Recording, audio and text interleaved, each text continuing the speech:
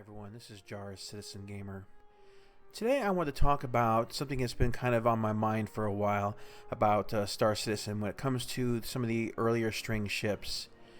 Now, recently there's been a lot of revisions done to some of the older ships, such as the Freelancer, the Cutlass, etc. And this is because a lot of the older ships suffer from what I like to call first ship itis. And those ships were developed without all the mechanics in place, and because of the changes to the mechanics and what the devs have learned about ship design, a lot of them have undergone a lot of revision, and the Cutlass, of course, being one of the most recently talked about, where they've actually given an article discussing the changes and what's coming, and even possibly introducing a new type of Cutlass or Cutlass line, the Buccaneer, where it's more of a fighter oriented than currently what we have with the Cutlass. Ship design in Star Citizen kind of began to take a giant leap forward when they had the next great starship competition. It was this competition that brought a lot of new ideas to the forefront into the devs' minds. Of course, the Redeemer is the ship that won the competition, and also a ship that I own. And a lot of these ideas and concepts were brought forth into the whole Aegis line. One of the predominant features that was brought out of the whole Redeemer build was, in fact, the cockpit. The cockpit you see in the Redeemer was brought into both the Saber and the Vanguard, and is very much an influence to the flow and the nature of how Aegis ships are built and how they're probably going to be built going forward. In fact, the whole Aegis line seems to have made some massive progression and really has become my favorite line of ships. It's very apparent to me that since Squadron 42 has been working on a lot of these ships for the campaign that's coming out, that these ships have been heavily focused on, and the advancements there have been very, very impressive. Unfortunately, one of the lines of ships has not made a lot of progress since the initial trailer that's come out, and of course that would be the Anvil line of ships. Now, there aren't a whole lot of Anvil ships to choose from, and one real particular fighter line, which is of course the Hornet, Super Hornet, Hornet Tracker, Hornet Ghost, and these ships are basically modifications of a similar design. Now, of course, you do have the Gladiator as well, which was updated and does have some nice changes to the overall design aesthetic and usefulness of the ship in game. And some people, and myself in particular, I had owned the Gladiator for a while. I found it to be actually, to a degree, a more pleasant ship to fly than even the Hornet. Of course, that's all personal and subjective, but overall, I think the ship was just fantastic. But along with my Super Hornet and my Gladiator, I melted them down for the whole Aegis line, because the Aegis line can do everything that the Anvil line could do, but they were presented with this new aesthetic. And it's not just the physical attractiveness of the ships, how they flow and other things along that line. There's more to it than just that. Now, recently they had the 2.0 flight model document that came out, where they discussed how different flight modes. You had the Super Cruise, you had the I forget the name of it, but it's the one that's high speed with low maneuverability, that one, and they had the combat model, which is going to be, from what I understood, that the deceleration will affect how fast your ship can go top speed. It's like a safety limit. And this is one of the first points I want to bring up, because I feel that this is definitely going to be a detriment to a lot of the Anvil line. When you look at the Anvil ships, let's focus on the Hornet for now. One of the things you're going to notice is that it has a single engine in the back, and that engine doesn't have any it's self-contained. It doesn't go all the way through the ship like a lot of the Aegis ships do. And in fact, in the front, what you have, instead of a traditional engine, so to speak, is you have the scoops, the hydrogen scoops, which are in the front. Now, the reason I bring this up is that when you look at a lot of the new Aegis ships, what you see is that the engines go all the way from front to back, particularly on the Vanguard and the Saber. And from what I understand, those engines can be effectively reversed, which means that if this is true, those ships will have greater stopping power or greater reverse thrust, meaning that they should be able to handle greater forward speed based upon the 2.0 flight model. This presents a real problem down the line when the 2.0 version of Arena Commander comes out with the Persistent Universe testing grounds. I feel that the weaknesses of the design of the Anvil series is going to really start coming through once they start dealing with Newtonian physics and start dumping the XML files, and the ships actually have to fly according to their thrust or counter thrust and things along that line. And also the fact that a lot of Anvil ships, especially the Hornet and the Gladiator, the main thrusters are located very tight to the center of the body, which I remember one of the devs saying, which is one of the more difficult things to work with, because having all those thrusters towards the core makes it harder for them to get the power they need or get the to make the ships fly the way they need to fly. But getting back into something along the lines of the design, there's something I typically refer to as hidden stats. And those are the things of a ship that you don't see on a spreadsheet. They're not listed anywhere. You're not going to find them out there. They're just things that you have to notice about a vehicle that are going to change the way or how effective a ship is in combat. The Anvil line, the Gladiator, and the Hornet line have a very glaring problem. It's the cockpit. Now, when you look at a lot of the Anvil ships or the Drake ships or a lot of the ships like that that are used in combat, the thing is that they have is a lot of visibility. They sit close to the glass. They sit higher up in the cockpit. They're able to look down around the sides. If you had something like Track IR, which I do, you could actually turn your head over, kind of look down the side of the cockpit, and have a lot more visibility, situational awareness. And that's an important thing in combat. Situational awareness is king. And the Hornet cockpit, in particular, I think is the greatest offender of this. Now, they have made it better. In fact, when it first came out, it had these horrible little side metal sections that were blocking the view, and you could only see the top of the pilot's head. I mean, the very top.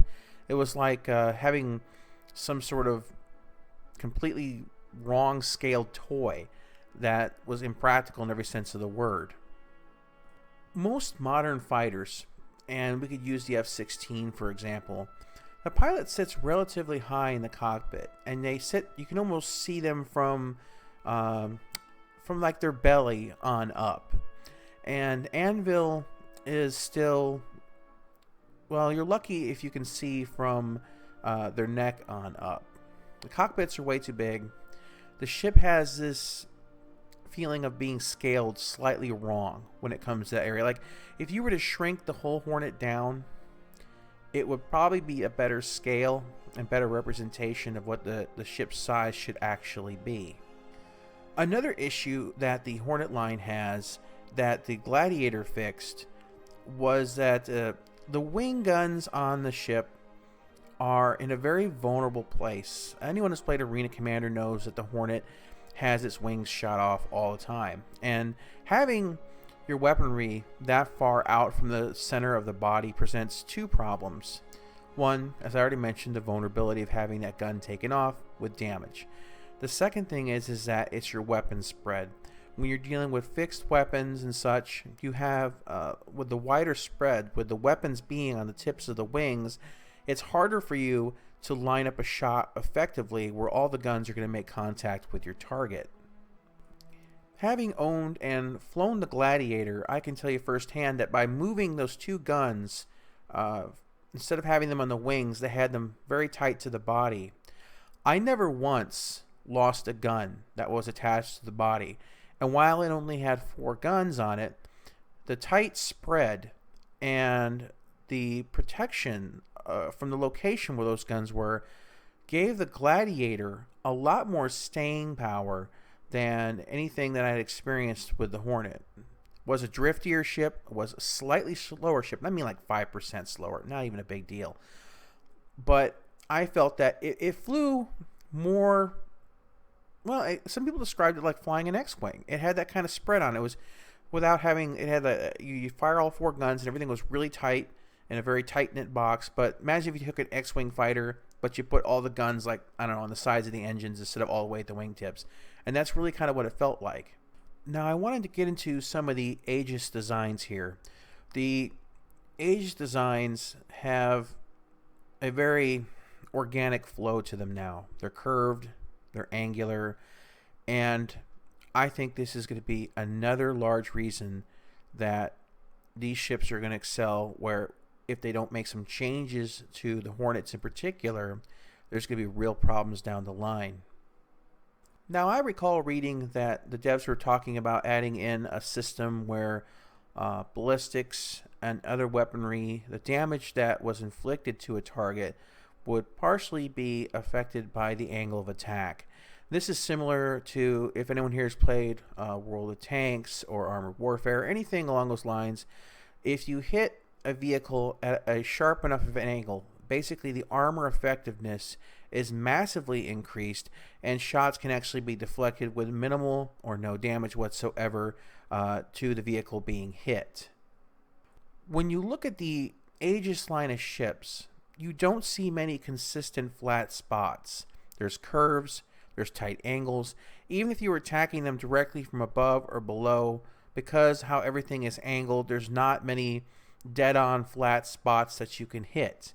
Now, I attribute this to a lot of the great design work that was done on the Redeemer. They brought in a great concept, a great sense of flow and style that's kind of moved forward in this line. Now, had some of the other ships been the winner, let's say that I think it was the Scimitar, that was the one that was supposed to be in the Anvil line. That one had some very interesting design concepts too. It still utilized a lot of the same design concepts you see in the Hornet. But it was really the Redeemer that kind of changed the game, especially when it comes to this new kind of damage system that they're considering. Now let's take a look at the Vanguard. The Vanguard is, of course, a heavy fighter with multiple roles. You can do scouting, E-War, straightforward combat, torpedo runs. There's different kits. I have them all. Absolutely love the ship. When you look at this, and they took a lot of elements from the Retaliator and they applied it to this ship. As you can clearly see, the wings here are very much like the Retaliator. This ship has a lot of different angles on it. There's no real series of massive flat spots.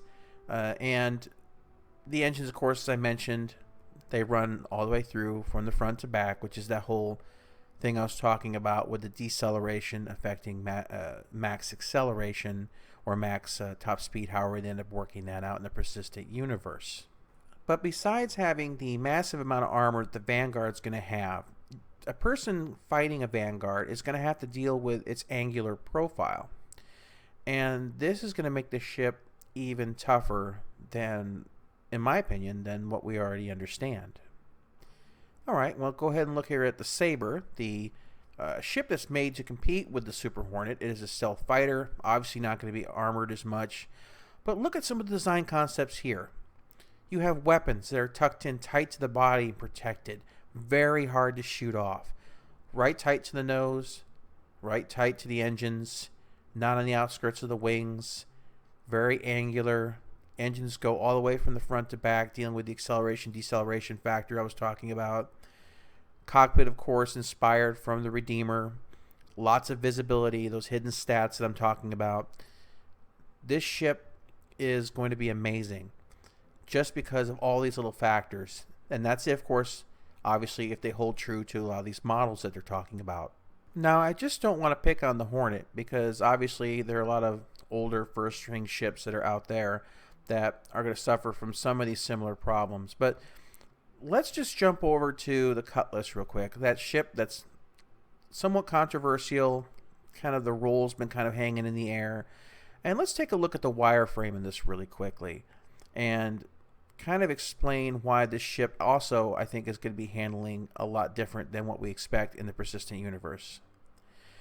Now, as you can see, there are a lot of flat spots on it, but it does have some curves, does have some ways here to deflect a little bit. One of the things here I think it's going to change the way that this ship flies is look at those engines. They fully articulate. Now, if acceleration or top speed is going to be relative to your deceleration, then this ship is going to be amazing. Those engines flip. That means acceleration and deceleration are going to be equal. That opens up a whole new realm of possibilities and changes the game for this ship entirely. The Freelancer is having a rework, and of course it was confirmed recently. The rumors that the ship is getting larger, that's not going to be the case. They're doing a rework because of the way that cargo was being held in the ship and some of the internals like the beds and things like that. They're bringing them up to date. Once again, this ship suffered from a lot of being a first string ship. A lot of concepts and things that came in later needed to be applied the same way that they've done recently with the Connie. But this ship has a lot of curves and angles. There's not many places you can actually go and hit a flat shot on it. Everything you hit will to some degree be hitting an angle. Those engines, I know they do articulate down, at least that's what the commercial showed. Do they flip all the way around? I doubt it, because those guns in the front would probably get in the way. But so this ship's deceleration factor and max speed at this point in time, I'm not certain that those engines would have any impact on that at all, much like the Cutlass would. Now, jumping back to the Aegis line, I'm going to look at the Gladius here. And as you can see, that while the engines stretch all the way to the back to the front, they're kind of standard hydrogen scoops in the front, so they're not going to be able to reverse thrust as far as I can tell. But luckily the Gladius is very light. It's always flown very nimbly. I don't think this ship's going to fly any worse, if you can use that term at all, with the Gladius. It's an amazing ship. But I think it's going to fly very consistent. We'll have to see how the speed holds after the changes to the flight model. And it still kind of uses, to a degree, this kind of older thought process when it comes to engines. But overall, a very pleasant ship and one I'm glad I own. Also, the ship is very angular. From the front and back in particular, there's very little profile. And if you were looking at taking a shot directly in the nose, that's a very, very steep angle. From the sides, you're hitting a very sharp angle as well. There's a lot of spots on this ship that I feel that even though it's a light craft, it's lightly armored, if armored at all, that because of the angular nature of it, a lot of the damage to the vehicle itself could actually be deflected. The last ship of the Aegis line here is, of course, the Retaliator. A lot of design elements have been brought forward into the Vanguard and the Saber. This ship has a lot of angular qualities. Of course, the engines don't flip all the way backwards. They more pivot for landing. So how fast this ship is going to fly in a combat mode is really unknown. But it's a larger ship, and I don't really expect it to be turning on a dime anyway. But as you can see here, the aesthetic nature and how the angles are just everywhere. A flat shot, once again, at least on anything major, is going to be much harder to obtain. So based on that, I come back to the Hornet. And while it is an iconic ship for Star Citizen, very first fighter you see in the initial pitch, look at the problems. Yes, there are some angular spots, but there are a lot of flat spots. It is a boxy ship. There's a lot of directions and angles you're going to be hitting flat on. From the side, from the top, from the front. It's not going to have the ability to resist a lot of this damage. And just as a side note, can we get rid of those things at the end of the wings that wrap around the guns? What is the purpose of those? Even in atmospheric flight, they would absolutely just be little drag fins, and they would just be pointless. These ships they have wings because they are also for atmosphere. Those little scoops would kill the aerodynamics. What the Hornet needs is a rework from stem to stern. The wings need to be brought down to a thinner layer, more along the lines of what the Gladiator has. The engine feels like it's tacked on. You can look at the pipes and things that go around it, and it just kind of feels like my friend describes the Hornet as basically they said, hey, we built a cockpit. Hey, we built a body. Hey, we built an engine. And they just, three different people designed three different parts, and they bolted it together, and you have the Hornet. Yes, it is a number one dogfighting ship in Arena Commander, but Arena Commander is not representative of the finished product. I don't see this ship being able to compete with a lot of these newer designs because of the way it's set up. It just feels disjointed. There's no actual flow to this ship. And as I'm showing here with these flat surfaces, it just it's going to have all sorts of problems when it comes to the new ballistic system if they put it in. Not to mention the acceleration and deceleration factors. This ship's going to be a victim of its own design. It's for that reason that I would encourage CIG to really take a hard look at this ship. It's a great ship.